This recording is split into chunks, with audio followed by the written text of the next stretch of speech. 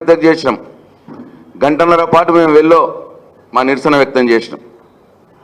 బహుశా స్పీకర్ గారికి ఇవ్వాలని ఉండదేమో, కానీ ఆ ట్రెజరీ వైపు నుంచి ముఖ్యమంత్రి గారి కనుసన్నల్లో ముఖ్యమంత్రి గారు మాకు ఇయ్యద్దు అని ఆయనకు వర్తమానం పంపించినారు.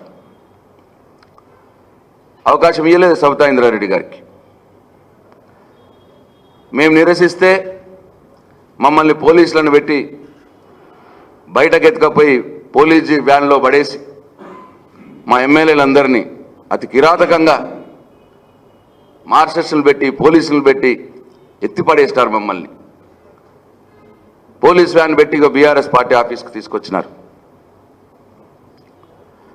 సరే, అయినా సరే మేము ఇక్కడికి వచ్చినాం. అక్కడ మా ముగ్గురు శాసనసభ్యులు సబితా ఇంద్రారెడ్డి గారు, సునీతా లక్ష్మారెడ్డి గారు, కోవ లక్ష్మి గారు, ముగ్గురు శాసనసభ్యులు, సీనియర్ శాసనసభ్యులు. ప్రజా జీవితంలో వాళ్ళు 25-30 సంవత్సరాల నుంచి ప్రజా జీవితంలో ఉన్నవారు. వారు అట్లాగే నిలబడి మాకు అవకాశం ఇవ్వండి అని చెప్పి అడిగినారు. ఒక 2 నిమిషాల అవకాశం ఇవ్వండి. అన్ని పార్టీలకు అవకాశం ఇచ్చినారు. స్కిల్ డెవలప్మెంట్ యూనివర్సిటీ మీద మాట్లాడటానికి అవకాశం ఇచ్చినారు. ఎస్సీ వర్గీకరణ మీద మాట్లాడటానికి అవకాశం ఇచ్చినారు. అన్ని పార్టీలు వాళ్ళకి ఇచ్చినారు, కానీ మా పార్టీలు వాళ్ళకి ఇవ్వలేదు. మమ్మల్ని అంటే ఎత్తి పడేసినారు, పోలీసులు పెట్టి బయట ఎత్తి పడేసినారు. అయినా సరే మా ముగ్గురు మహిళా శాసనసభ్యులు అక్కడ నిలబడుచుకొని ఉన్నారు. 4:30 గంటలు మా మహిళా శాసనసభ్యురాళ్ళు నిలబడి ఉన్నారు. ఒక్క 2 నిమిషాలు టైం ఇవ్వండి స్పీకర్ గారు అని చెప్పి. కానీ ప్రభుత్వం నుంచి అతి క్రూరమైనటువంటి అసెంబ్లీ చరిత్రలో ఎన్నడూ జరగలేదు. 4:30 గంటల పాటు ఒక సభ్యుడు నిలబడి ఒక 2 నిమిషాలు మాట్లాడే అవకాశం ఇవ్వండి అని అంటే ఇవ్వకపోవడం అనేది అసెంబ్లీ చరిత్రలో లేదు. అది మళ్ళీ మహిళా శాసనసభ్యురాలు, సీనియర్ మహిళా శాసనసభ్యురాలు. మహిళా శాసనసభ్యురాలను 4:30 గంటలు నిలబెట్టి చివరికి మాట్లాడకుండా అవకాశం ఇవ్వకుండానే సభ ముగించేసుకుని వెళ్ళిపోయినారు. చాలా క్రూరంగా, కిరాతకంగా, ఒక ఫ్యూడల్లా, ఒక ఫ్యాక్షనిస్టులా, ఒక అపరిచితుల్లా, ఒక అహంకారిలా, అజ్ఞానవంతమైనటువంటి వ్యవహారంతో రేవంత్ రెడ్డి గారు వ్యవహారం చేస్తూ ఉన్నారు. డెఫినెట్గా మా మహిళా శాసనసభ్యులను కన్నీళ్లు పెట్టినందుకు నీకు తగిన శాస్తి త్వరలోనే జరుగుతుంది రేవంత్ రెడ్డి. దానికి మూల్యం చెల్లించుకోక తప్పదు. మీరు తెలంగాణ మహిళా లోకం మీకు తగిన శాస్తి చెప్తుంది అని చెప్పి మా మహిళా శాసనసభ్యుల ఉసురు నీకు తలగక మానదు అని చెప్పి సందర్భంగా మీకు తెలియజేస్తూ ఉన్నాను. అట్లనే కేసీఆర్ గారు రాజకీయ ప్రస్థానం గురించి మాట్లాడినా అసెంబ్లీలో. కేసీఆర్ రాజకీయ ప్రస్థానం గురించి మాట్లాడే మునగాడు అయిపోయినావు నువ్వు. నీ లెక్కెంత? నువ్వేటు, కేసీఆర్ గారేటు. రాజకీయాల్లో పోరాట పటిమలో కేసీఆర్ గారి కాలి గోటుకున్నది నీ ముఖానికి లేదు. కేసీఆర్ గారు సొంతంగా ఒక ఉద్యమాన్ని ప్రారంభించి, కేసీఆర్ గారు సొంతంగా ఒక రాజకీయ పార్టీని ప్రారంభించి, ఆనాడు బలవంతులైనటువంటి కాంగ్రెస్ పార్టీ రాజశేఖర రెడ్డి గారిని, తెలుగుదేశం పార్టీ చంద్రబాబు నాయుడు గారిని ఇద్దరితో కొట్లాడి ఎదిరించి ఈ దేశంలో ఉన్నటువంటి 36 రాజకీయ పార్టీలను ఒప్పించి మెప్పించి తెలంగాణ సాధించిన వ్యక్తి కేసీఆర్. 2009లో మీరు మొదటిసారి ఎమ్మెల్యే అయినప్పుడు టీఆర్ఎస్ పార్టీతోటి పొత్తు పెట్టుకున్నందువల్లే మీరు ఎమ్మెల్యే అయిన సంగతి మర్చిపోవద్దు రేవంత్ రెడ్డి గారు. ఆ రోజు టీడీపీ టీఆర్ఎస్ పార్టీ పొత్తు ఉన్నందుకే మీరు మొదటిసారి ఎమ్మెల్యేగా గెలిచినారు. ఆ సంగతి మర్చిపోవద్దు. కేసీఆర్ గారి ఎమ్మెల్యేలు, కేసీఆర్ గారి మంత్రులు తెలంగాణ కోసం, తెలంగాణ ఉద్యమ సందర్భంలో అనేక సార్లు తమ పదవులకు రాజీనామాలు చేసి పెట్టారు. మంత్రి పదవులకు రాజీనామాలు చేసినారు, ఎమ్మెల్యే పదవులకు రాజీనామా చేసినారు. స్వయానా కేసీఆర్ గారు కేంద్ర మంత్రి పదవికి కూడా రాజీనామా చేసినాడు తెలంగాణ కోసం. ఆ రోజు తెలంగాణ సమాజం, యావత్ సమాజం, తెలంగాణ ఎమ్మెల్యేలారా, తెలంగాణ ఎంపీలారా, ఇగో టీఆర్ఎస్ పార్టీ వాళ్ళు రాజీనామాలు చేసినారు, మీరు కూడా రాజీనామాలు చేయండి అని అన్ని రాజకీయ పక్షాలకు పిలుపునిస్తే నువ్వు ఆ రోజు ఎమ్మెల్యేగా ఉండి రాజీనామా చేయకుండా పారిపోయిన వ్యక్తివి నువ్వు, తెలంగాణ ద్రోహి నువ్వా కేసీఆర్ రాజకీయ ప్రస్థానం గురించి మాట్లాడేది? అందుకే నేను అంటున్నా ఒక అజ్ఞానివని అంటా అన్నా, అందుకే మిమ్మల్ని నేను అహంకారివని అంటా అన్నా. రోజుకో మాట మాట్లాడతావు. ఒకరోజు సోనియా గాంధీని బలిదేవత అన్నావు, ఇవాళ ఏమంటున్నావు? దేవత అంటున్నావు. ఒక అపరిచితుడులాగా రోజుకో మాట, పూటకో పార్టీ, అది నీ రాజకీయ ప్రస్థానం. కేసీఆర్ది ఏనాడు కూడా తెలంగాణ మాట తప్పితే, తెలంగాణ శ్రేయస్సు తప్పితే అని ఏనాడు కూడా వేరే దిక్కు చూడలేదు నీతిగా. కాబట్టి ఇప్పటికైనా నీ ఆంగం తగ్గించుకోండి. భగవంతుడు నీకు అవకాశం ఇచ్చినాడు, చిన్న వయసులో ముఖ్యమంత్రి అయ్యే అవకాశం ఇచ్చినాడు. పరిణితి చెందండి, ఒక ముఖ్యమంత్రిలాగా వ్యవహారం చేయండి. ఇష్టం వచ్చినట్టు మాట్లాడాడు. అసెంబ్లీలో లాగులు తీస్తా అంటావు, తొండలు పెడతా అంటావు, పండబెట్టి తొక్కుతా అంటావు, పేగులు తీస్తా అంటావు. నీ రాజకీయ ప్రస్థానం, నీ రాజకీయ పరిణితికి, కేసీఆర్ గారి రాజకీయ పరిణితికి నక్కకు నాగలోకానికి ఉన్నంత తేడా ఉన్నదని చెప్పి ఈ సందర్భంగా నేను ముఖ్యమంత్రి గారికి తెలియజేస్తా ఉన్నా. కాబట్టి డెఫినెట్గా రాష్ట్ర ప్రజలు చూస్తూ ఉన్నారు.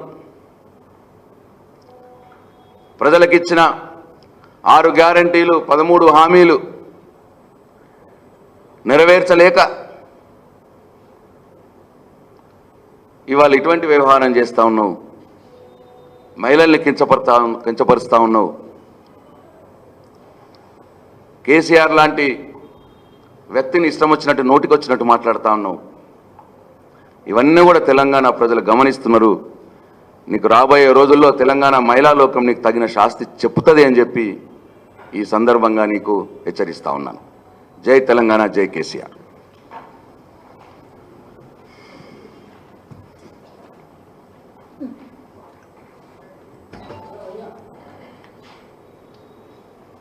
మీడియా మిత్రులందరికీ నమస్కారం. ముందుగా మిత్రులు ప్రశాంత్ రెడ్డి గారు చెప్పినట్టు ఈరోజు ఏదైతే ఎస్సీ వర్గీకరణకు సంబంధించి తెలంగాణ రాష్ట్రంలో ఆనాడు సమైక్య ఆంధ్రప్రదేశ్లో కావచ్చు, తర్వాత తెలంగాణ రాష్ట్రంలో కావచ్చు, దాదాపుగా 40 సంవత్సరాలుగా ఏదైతే ఉద్యమం కొనసాగిందో ఇవాళ అది న్యాయమైందని, అది చేయడానికి కావాల్సిన చర్యలు ప్రారంభించవచ్చు అని చెప్పి సుప్రీంకోర్టు ఇచ్చిన తీర్పును బీఆర్ఎస్ పార్టీ కూడా పూర్తిగా స్వాగతించింది. వాస్తవానికి తెలంగాణ రాష్ట్రం ఏర్పడిన వెంటనే గౌరవ ముఖ్యమంత్రి గారు శాసనసభలో తీర్మానం ప్రవేశపెట్టి ఏకగ్రీవంగా కేంద్రానికి పంపించి వెంటనే తగు చర్యలు తీసుకోవాలని చెప్పి 10 సంవత్సరాల క్రితమే చెప్పడం జరిగింది. అదే సందర్భంలో అంతకు చాలా సంవత్సరాల ముందు నుంచి ఆ ఎంఆర్పిఎస్ ఉద్యమంలో పాల్గొని ఆ ఉద్యమంలో అమరులైన బిడ్డలకు కూడా బీఆర్ఎస్ పార్టీ నుండి, ప్రభుత్వం నుండి సహకారం అందించి వారి కుటుంబాలకు సహాయం అందించింది కూడా కేసీఆర్ గారే. మొదటి నుండి కూడా మా పార్టీలో ఉన్న ఇతర వర్గాలందరినీ కూడా ఒప్పించి బీఆర్ఎస్ పార్టీ పెట్టిన రోజు నుంచి కూడా 20 సంవత్సరాల నుంచి కూడా ఈ ఎంఆర్పిఎస్ ఉద్యమానికి మద్దతు తెలపడం జరిగింది. మరి ఇవాళ తప్పకుండా ఆశయం కొరకు అమరులైన ఆ మిత్రుల ఆత్మలన్నీ శాంతిస్తాయని, ఇవాళ కొట్లాడిన వేలాది మంది కార్యకర్తలందరూ కూడా నేను శుభాకాంక్షలు తెలియజేస్తూ, మరి ప్రభుత్వాలు కూడా, కేంద్ర రాష్ట్ర ప్రభుత్వాలు కూడా వెంటనే కోర్టు తీర్పుకు అనుకూలంగా చర్యలు ప్రారంభించి నేను సాధ్యమైనంత తొందరలో అమల్లోకి తీసుకురావాలని చెప్పి కోరుతూ, నిన్న ఇవాళ శాసనసభలో జరుగుతున్న ఈ దుశ్శాసన పర్వం, దుర్యోధనులు దుశ్శాసనులు తయారైనరు శాసనసభలో దురదృష్టవశాత్తు. వాస్తవానికి నిన్న శాసనసభ చూసిన ప్రతి ఒక్కరికి ఆశ్చర్యం కలుగుతుంది. ప్రత్యేకించి నిన్న ఇద్దరు కూడా, సబితక్క కావచ్చు, సునీతక్క కావచ్చు, ఒక మాట కూడా మాట్లాడలేదు. వారి నోటి నుంచి ఒక మాట కూడా వెళ్ళలేదు. కనీసం ఏదో మాట్లాడదామో అని స్పీకర్ గారిని సమయం కూడా అడగలేదు. నేను అప్రాప్రియేషన్ బిల్లు మీద మాట్లాడే అవకాశం మా పార్టీ నుంచి కేటీఆర్ గారికి వచ్చింది. వారు మాత్రమే మాట్లాడినరు. మధ్యలో ముఖ్యమంత్రి గారు వచ్చి పనికి మళ్ళీ చెత్త మాటలు మాట్లాడిండు. దానికి సరిపోయిన పద్ధతుల్లో కేటీఆర్ గారు సమాధానం ఇచ్చిండ్రు. కేటీఆర్ గారు మాట్లాడుతున్న సందర్భంలో కూడా వెనుక కూర్చున్న సబితక్క కావచ్చు, సునీతక్క కావచ్చు, ఒక మాట ఏదో ప్రాంప్టింగో వారికి ఇంకేదో అందించుడు కూడా జరగలేదు. అసలు వారు నోరెత్తరలేదు. చాలా ఆశ్చర్యంగా కేటీఆర్ గారు సమయం అయిపోయింది, వేరే వాళ్ళకి ఇస్తున్నాడు స్పీకర్ గారు. ఆ సమయంలో లేచి అకస్మాత్తుగా ఒక దుర్మార్గులు ఎవరైనా హత్య చేయాలనుకునే వాళ్ళు ఎట్లయితే చీకట్లో నుంచి వచ్చి దాడి చేస్తారో, దారిగాసి ఎట్లయితే దాడి చేస్తారో, ఆ పద్ధతుల్లో నిన్న మొన్న రాష్ట్రంలో జరుగుతున్న సంఘటనలకి నిన్న రాష్ట్ర అసెంబ్లీలో రేవంత్ రెడ్డి చేసే సంఘటనకి ఏం తేడా లేదు. అంత దుర్మార్గంగా వాళ్ళపైన దాడి చేసిండు. సరే చేసిండు.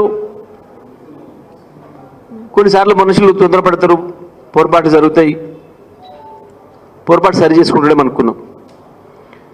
డిప్యూటీ సీఎం గారు లేచి చాలా ఆశ్చర్యంగా, మరి అది ఆయన ఆక్రోశం వాస్తవానికి వాళ్ళ కుటుంబం కావచ్చు, లేదా ఆయన అభిమానులు కావచ్చు, వాళ్ళందరేమో రేవంత్ రెడ్డి వచ్చి ఈయన సీటు గుంజుకుంటున్నారు అని చెప్పి బాధపడుతున్న సందర్భంలో ఆయన వెళ్ళిపోయిందట ఎప్పుడో. దానికి కారణం మీరు అని చెప్పి మాట్లాడి తన యొక్క చేతగాంతనాన్ని, రేవంత్ రెడ్డిని అనలేని చేతగాంతనాన్ని బయట పెట్టుకున్నాడు. వాస్తవానికి ఆయన లేచినప్పుడు మేము కొంత ఊరట వస్తుంది అని భావించినాం. ఆయన రేవంత్ కంటే పెద్దవాడు కదా, సీనియర్ కదా, ఏదైనా పాసిఫై చేయడానికి, ఊరడింపు చేయడానికి ఏమైనా మాట్లాడుతుండేమని భావించినాం. కానీ అదేందో ఆశ్చర్యంగా ఆయన కూడా ముఖ్యమంత్రి పద్ధతిలో మాట్లాడిండు. ఆ తర్వాత నిన్నటి నుంచి ఈ రోజు వరకు కూడా అదే పనిగా మొత్తం శాసనసభ్యులతోని దాడి చేయించే ప్రయత్నం చేస్తున్నారు. ఏంటిది కారణం? పాత పగలు కావు, పాత కక్షలు కావు. మొన్న శాసనసభ చర్చల్లో భాగంగానే పద్దుల మీద మాట్లాడుతూ రాత్రి 2 అయినా సరే 3 అయినా సరే ఈ రాష్ట్రంలో మహిళల పైన జరుగుతున్న అత్యాచారాల గురించి,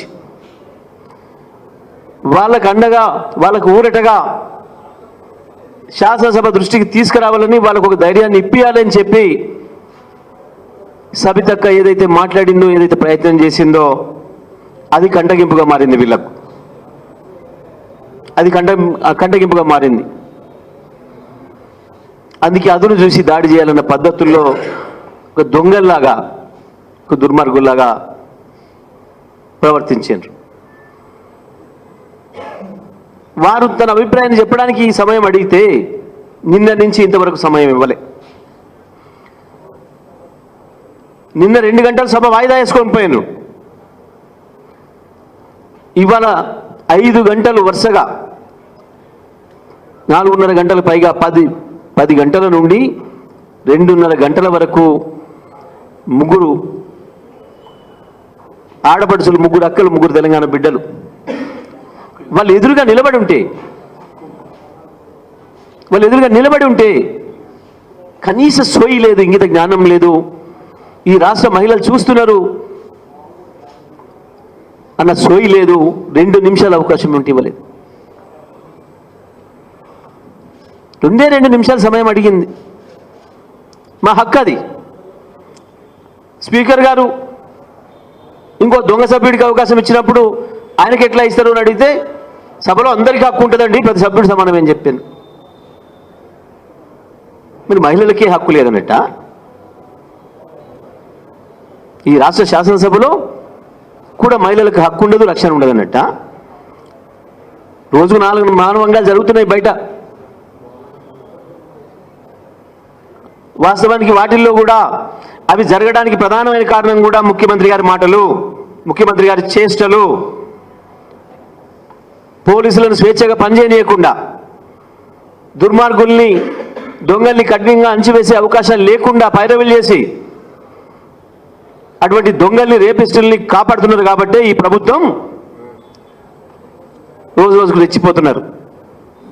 నిన్న సమాచారం వస్తుంది, రాష్ట్ర మంత్రులు, ఎమ్మెల్యేలకు సంబంధించిన వాళ్ళే ఈ రేపుల్లో పాల్గొంటున్నారు చాలా చోట్ల అని. వాళ్ళని కాపాడే ప్రయత్నం చేస్తున్నారు వీళ్ళు. అందుకనే పోలీసుల మనోస్థైర్యం దెబ్బతింటుంది. నేరస్తుల్ని అణచివేసేదానికి పోలీసులు వెనుకంజ వేయాల్సి వస్తుంది, నేరస్తులు అరెస్ట్ చేయడానికి వెనుకంజ వేయాల్సి వస్తుంది అన్నమాట. ఈ విషయాలన్నింటినీ చాలా కూల్గా ప్రభుత్వాన్ని కళ్ళు తెరిపించే పద్ధతుల్లో సబితక్క శాసనసభలో ప్రజెంట్ చేసింది. ఇది అసలు కారణం. అంతమించి ఏమీ లేదు. తను ఒక్కరోజు కూడా తన రాజకీయ జీవితంలో ఒకరిని వ్యక్తిగతంగా విమర్శ చేయలే. ఈ శాసనసభలో మనం అందరం చూసినాం, ఒక అక్షరం కూడా హార్ష్గా మాట్లాడలే, వ్యక్తిగత విమర్శలు చేయలే. తను మొన్న రాత్రి మధ్యరాత్రి మాట్లాడినా ఒక్క మాట కూడా, ఒక్క పదం కూడా తూలలే. నేను విమర్శ చేస్తలేను, ప్రభుత్వం దృష్టి తీసుకొస్తున్నా, మహిళలకు రక్షణ కల్పించండి అని మాత్రమే అడిగింది ఒక మహిళగా. చివరికి ఈ రాష్ట్ర మహిళలకు అండగా నిలబడడానికి సబితక్క, సునీతక్క చేసిన ప్రయత్నం వాళ్ళ మీదే దాడికి వచ్చింది. ఇది మరి ఈ రాష్ట్రంలో జరుగుతున్న తంతు. రాష్ట్ర ప్రజలు, ప్రత్యేకించి తెలంగాణ అక్క చెల్లెళ్ళు, తెలంగాణ ఆడపడుచులు గమనించాలి విషయాలు. ఇక వీళ్ళు సబితక్కనే చూసి వణికిపోతున్న ఈ పనికిమాలిన వాళ్ళు, ఈ లిల్లిపుట్లు, కేసీఆర్ రావాలి, కేసీఆర్ లేరు. ఏమిటికి మీ ముఖానికి కేసీఆర్? సబితక్కకు 2 నిమిషాల సమయం ఇవ్వడానికి వణికిపోతున్న మీకు కేసీఆర్ దేనికిరా? కేసీఆర్ కావాలన్నా? ఈరి కేసీఆర్ తరఫున సబితక్కకు 2 నిమిషాల సమయం ఇవి చూస్తుంది. తెలంగాణ మహిళా లోకం, తెలంగాణ సభ్య సమాజం అంతా చూస్తూ ఉంది మీ ప్రవర్తన. ఒక ఊర కుక్కర్లాగా, పిచ్చి కుక్కర్లాగా ఎట్లా దాడి చేస్తున్నారో సబితక్క పైన, మహిళా లోకం పైన తెలంగాణ సమాజం అంతా చూస్తూ ఉంది. మీరు సభను నడిపే విధానం చూస్తూ ఉంది. 2 నిమిషాల సమయం ఇవ్వకుండా 2 గంటలు వాయిదా వేసుకొని పోయి సబితక్క సమయం అడిగితే రూల్స్ చెప్తున్నారు. సభా సమయం వృధా అవుతుంది.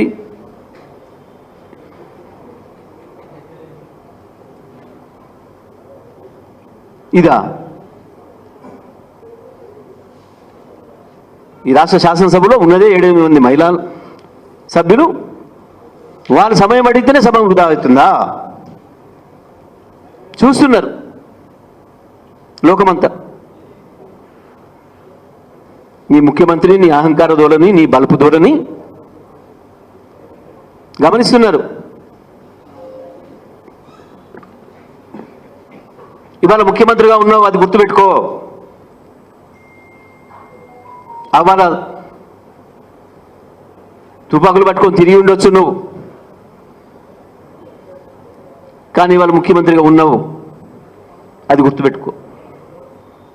కానీ వాళ్ళ ప్రజలు వేమన పథకం పద్యం గుర్తు చేసుకుంటున్నారు. అల్పబుద్ధివానికి అధికారం ఇచ్చిన అనే దాన్ని గుర్తు చేసుకుంటున్నారు.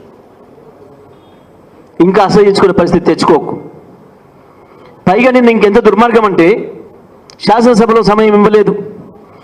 బయటకు వచ్చి మీడియా పాయింట్ దగ్గర వాళ్ళ బాధను చెప్పుకుందామనే ప్రయత్నం చేస్తే చాలా దుర్మార్గంగా ముందే అనుకోని పథకం ప్రకారం 20 మంది ఎమ్మెల్యేలు అక్కడ పంపించి అడ్డం పెట్టి మీడియా పాయింట్లో కూడా మాట్లాడే అవకాశం లేకుండా ఒక చిల్లర వేషం, ఒక చిల్లర ఎత్తుగడ. ఇట్లాంటివి చేసిన వాళ్ళు ఎవరు నిలబడలే చరిత్రలో.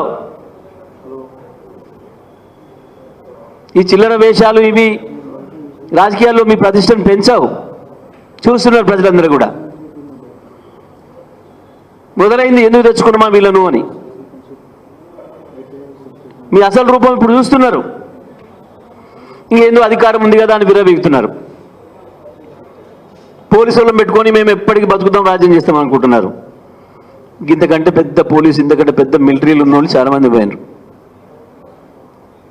పోలీసులు, మిలిటరీలు మిమ్మల్ని రక్షించలేవు. ప్రజలు మాత్రమే. ప్రజలు ఇచ్చిన అధికారంతో వచ్చిండ్రు. ఆ గది గుర్తుపెట్టుకోవాలి మొదలు. ఇవాళ తెలంగాణ సమాజం అంతా ప్రశ్నిస్తూ ఉంది. చాలామంది అమాయకంగా ఫోన్ చేస్తున్నారు. ఎందుకు సార్, ఎందుకు ఇస్తలేదు, ఒక 2 నిమిషాల సమయం ఇస్తే ఏం పోయింది అక్కకు అని చెప్పి పాపం చూసే వాళ్ళకు బాధ కలుగుతుంది. అసెంబ్లీ ప్రొసీడింగ్స్ అంటే ఏంది అని మొదలు తెలుసుకునే ప్రయత్నం చేస్తున్నారు ఇవాళ ప్రజలు. అసెంబ్లీ ప్రొసీడింగ్స్ ఎట్లా ఉంటాయి అని చెప్పి ఆరాధిస్తున్నారు ఒకరొకరు. ఇప్పుడు వీళ్ళతో ఎడ్యుకేట్ అవుతున్నారు.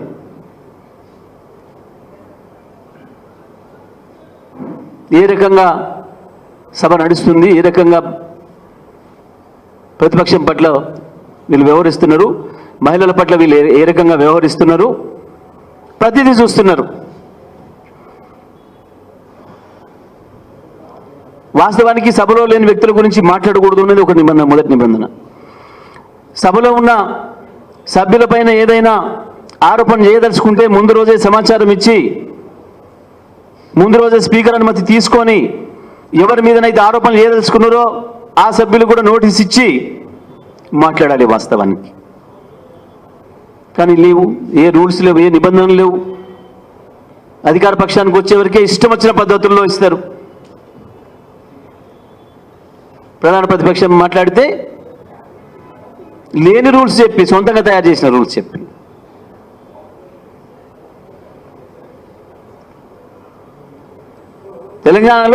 తెలంగాణ శాసనసభలో ఒక మహిళా అభ్యర్థి, ఒక శాసనసభ్యురాలు, అన్ని హక్కుల శాసనసభ్యురాలు సమయం అడిగితే 2 నిమిషాలు సమయం ఇవ్వడానికి లేదా? ఇది ఇవాళ రాష్ట్ర ప్రజలందరూ కూడా చూస్తున్నారు. వీళ్ళు సభ నడిపే విధానం చూస్తున్నారు. ఇది కేవలం మా బండారం బట్టబయలవుతుంది, మా దొంగతనాన్ని పట్టుకుంటున్నారు అన్న దుగ్ధతోని తప్ప ఏముంది? మాట్లాడనిస్తే పోయేది, నష్టమైంది. ఎందుకు మాట్లాడినవారు? ఇది మొత్తం తెలంగాణ సమాజం అందరిలో వస్తున్న ప్రశ్న. చాలామంది మమ్మల్ని అడుగుతున్నారు నిజంగానే అమాయకంగా, ఎందుకు సార్, ఎందుకు మాట్లాడిస్తలేరు, ఏమైతుంది ఇస్తే?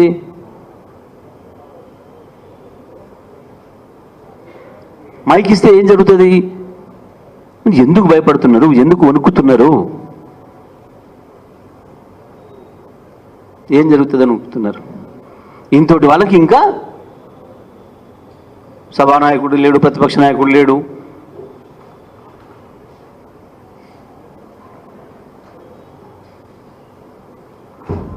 ఎట్టి పరిస్థితులలో కూడా ఇటువంటి దుర్మార్గుల్ని వదిలేది లేదు.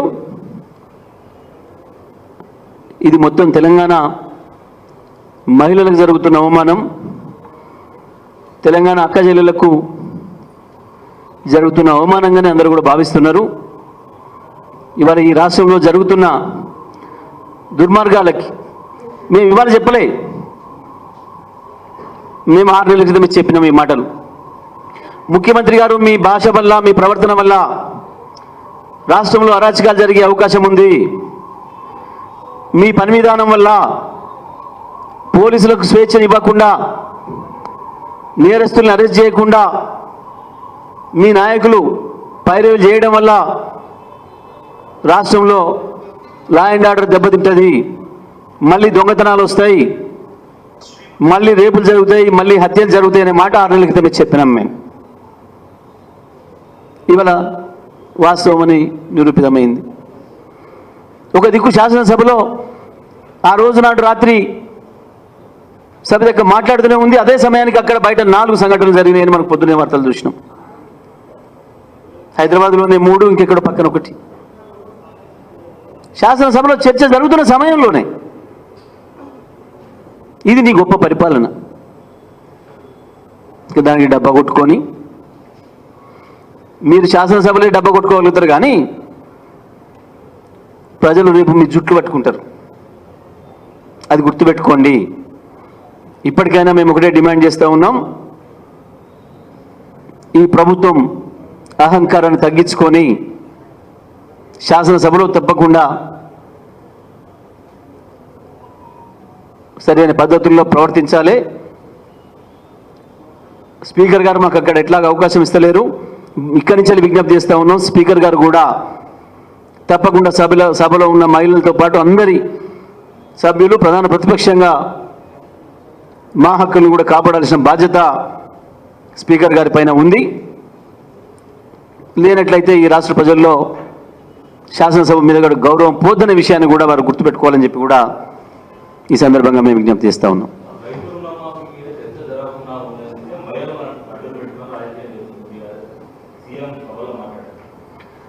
సీఎం సభలో ఏ ఒక్కటన నిజం మాట్లాడింది ఇప్పటి వరకు? మీరు మొత్తం గత శాసనసభ, ఈ శాసనసభ తీయండి. కేసీఆర్ని తిట్టడానికి మాత్రమే ఆయన సభకు వస్తున్నాడు తప్ప ఎప్పుడు కూడా ప్రజల సమస్య నుంచి మాట్లాడిన ప్రతి అక్షరం అబద్ధమే. మాట్లాడిన ప్రతి అక్షరం అబద్ధమే. అది వ్యవసాయ రంగం పైన అయినా, అది నీటిపారుదల రంగం పైన అయినా, అది విద్యుత్ రంగం పైన అయినా. మొన్న మొదటి రోజు మాట్లాడి నేను విషయాలు బయట పెట్టినందుకే కదా, దొరికిపోయిన దొంగలాగా తప్పించుకోవడం కొరకు ఇంకో పద్ధతిలో దాడి చేసిన నా మీద. నేను సబ్జెక్ట్ మాట్లాడితే నా పైన వ్యక్తిగతమైన ఆరోపణలు చేసి, ఓ ఇంగిత జ్ఞానం లేకుండా, సభ నియమాలకు విరుద్ధంగా తను మాట్లాడమే కాదు, ఆ తాగుబోతున్న పక్కనున్న ఎంకరేజ్ చేసి సభకు తాగొచ్చుటోని కూడా ఎంకరేజ్ చేసి, ఇంకా నా సరిపోలేదు ఆయనకి మైకేని పైరవి చేసి, చేతగానే వాళ్ళ పేరు తీసుకోవడం కూడా నాకు ఇష్టం లేదు. ఒక సీఎం హోదా ఏమైనా ఉందా? ఎన్నేళ్ళు బతుకుతాం ఇంకా కేసీఆర్ని తిట్టుకుంటా? నేను సభలనే చెప్పిన కేసీఆర్ కాలిగోటికి సరిపోరు వీళ్ళు అని. అందుకే చెప్తున్నా ఇలా మా సవితక్కను చూసే వణికిపోయే మీకు, మైకి వేయడానికి వణికిపోయే మీకు అంత దమ్ము ధైర్యం ఉంటే ఇవ్వండి మైకు. ఎందుకు ఇన్ని గంటల సమయాన్ని వృధా చేస్తున్నారు? ఎందుకు ఇవాళ మమ్మల్ని అందరూ ఎందుకు అరెస్ట్ చేయాలి? మేము అడిగింది ఎంతసేపు? సమయం లేదట సభకు. సభా సమయం వృధా అవుతుందట. మీ చెత్తవాగుడుతున్న వృధా అవుతుంది. ప్రజలు చూస్తున్నారు. ఒక్కటంటే ఒక్కటి ఏదైనా కన్స్ట్రక్టివ్ వాళ్ళు మాట్లాడింది చూపిస్తారా? ఎవరు కావచ్చు వాళ్ళ దాంట్లో ఎవరైనా మాట్లాడింది? వాళ్ళ ముఖానికి అది రుణమాఫీ. మేము లక్షలోపు రుణమాఫీ చేస్తేనే 16,500 కోట్లు, 17,000 కోట్లు అయింది దాదాపు. ఈయన 1,00,000 చేస్తే కూడా 11,000 కోట్లు కాలేదట. ఇంకా నిన్న 12,000 కోట్లు. అవును, రైతులు దొంగలా? పదే పదే రోడ్లెక్కిచ్చిండ్రు, గుట్టలెక్కిచ్చిండ్రు.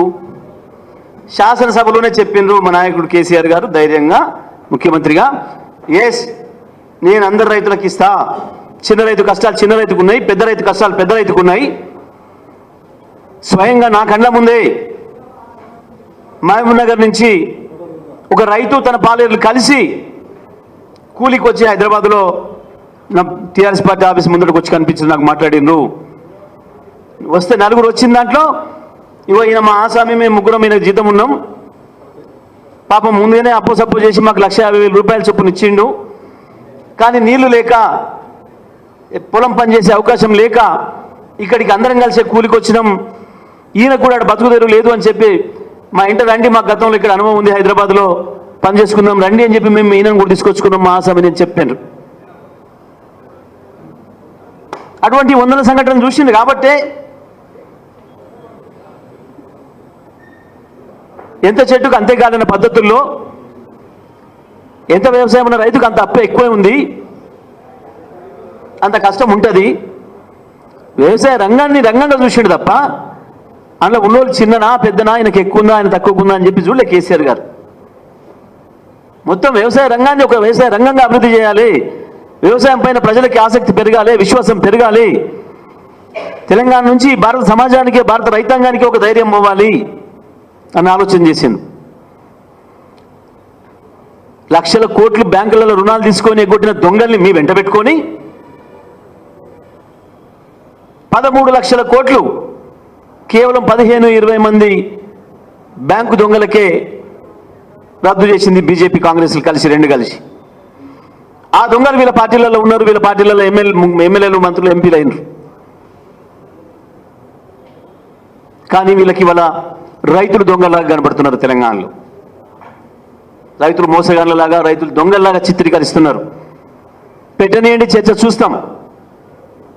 శాసనసభలో మాట్లాడనీయకపోయినా ప్రజల్లోనే మాట్లాడతాం, రైతుల్లోనే మాట్లాడతాం. దమ్ము లేదు, వాళ్ళు మాట్లాడాల్సిన పనికి మళ్ళీ మాటలు మాట్లాడేసేసి మైక్ కట్ చేసుకొని తప్పించుకోపోతున్నారు, వాయిదా వేసుకొని పోతున్నారు. ఇవ్వమనండి, మీకు దమ్ముంటే మేము మాట్లాడాల్సిపోయింది దానికి ఇవ్వండి, మాకు కూడా మైకులు. మీరు మాట్లాడండి, ఎంతసేపు మాట్లాడతారు? రైతుల గురించి మాట్లాడతారా, వ్యవసాయం గురించి మాట్లాడతారా, విద్యుత్ గురించి మాట్లాడతారా, నీటిపారుదల గురించి మాట్లాడతారా? మీ ముఖాలకు మాకు సమాధానం చెప్పేదానికి శక్తి లేదు. కేసీఆర్ కావాలన్నటువంటి ఎప్పుడు రావాలనో కేసీఆర్కు బాగా తెలుసు. మీ బాసులనే, నీ పాత బాసు ఇప్పుడు నువ్వు కొత్తగా పూజిస్తున్న నీ కొత్త బాసులనే ఎట్లా నిలబెట్టాలను అట్లా నిలబెట్టి తెలంగాణ ఇచ్చిండు కేసీఆర్. ఈ ఇల్లు పుట్ల గట్ట కేసీఆర్ కావాలన్నట్టు మాట్లాడితే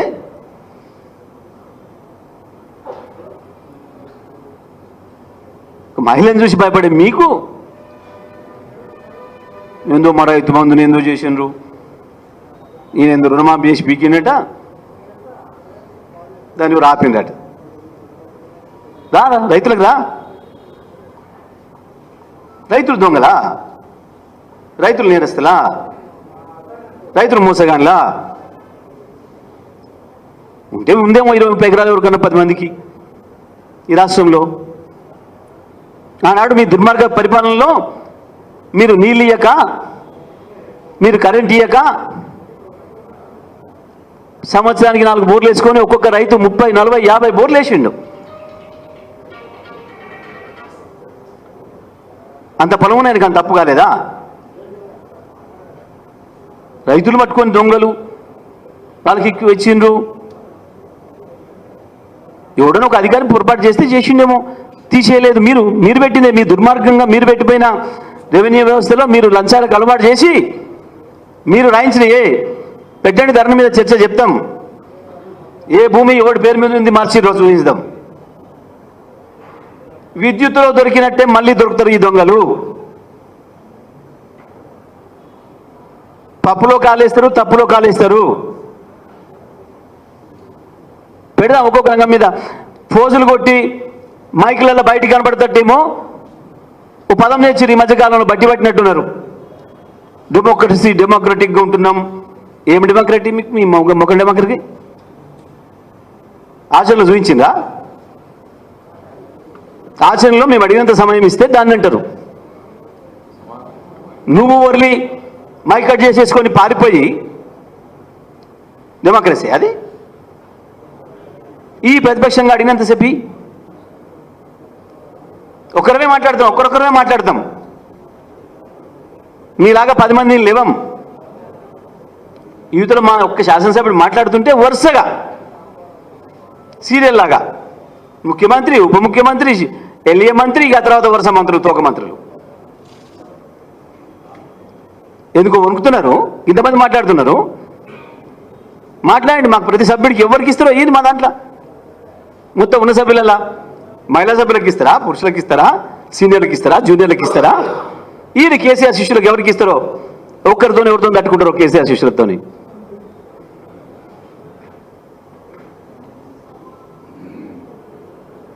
ఇవాళ బతికి బయటపడ్డారు. ఈ సమస్య వచ్చిందని దీన్ని అడ్డం పెట్టుకుని ఏదో చిల్లర వేషాలు వేద్దాం అనుకున్నారు. మేము కూడా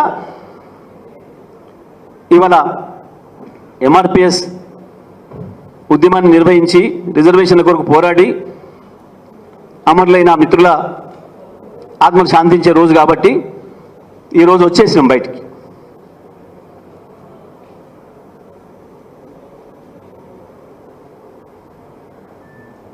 ఎట్టి పరిస్థితులలో ఈ దొంగల్ని వదలం.